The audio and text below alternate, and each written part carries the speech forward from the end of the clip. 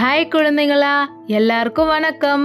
இன்னைக்கு நம்ம என்ன பார்க்க போறோம்னா பழங்களோட பெயர்கள். பழங்கள் எப்படி வருதுன்னா சிலது மரத்துல இருந்தும் சிலது செடிகள்ல இருந்தும் வருது குழந்தைங்களா.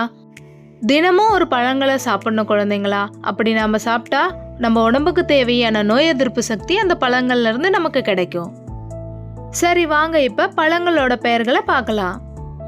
மாம்பழம், மாம்பழம், வாழைப்பழம், வாழைப்பழம், பழாப்பழம், பழாப்பழம், முலாம்பழம், முலாம்பழம், அன்னாசி பழம், அன்னாசி பழம், கொய்யா பழம், கொய்யா பழம், பேரிக்காய், பேரிக்காய், குமளி பழம், குமளி பழம், புற்றுப்பழம், புற்றுப்பழம், பசலி பழம், பசலி பழம், மாதுளை பழம், மாதுளை பழம், வெண்ணெய் பழம்,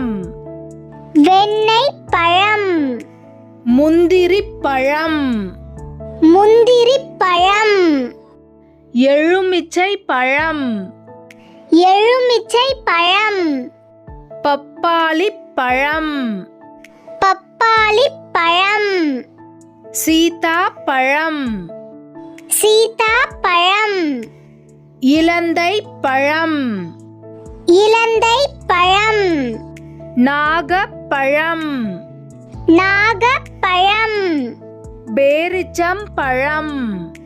பேரிச்சம் பழம். இதெல்லாம் தான் பழங்களோட பெயர்கள் குழந்தைங்களா. உங்களுக்கு இந்த வீடியோ பிடிச்சிருக்கும்னு நம்புறேன். உங்களுக்கு இந்த வீடியோ பிடிச்சிருந்ததுன்னா மறக்காம லைக் பண்ணுங்க, ஷேர் பண்ணுங்க, சப்ஸ்கிரைப் பண்ணுங்க.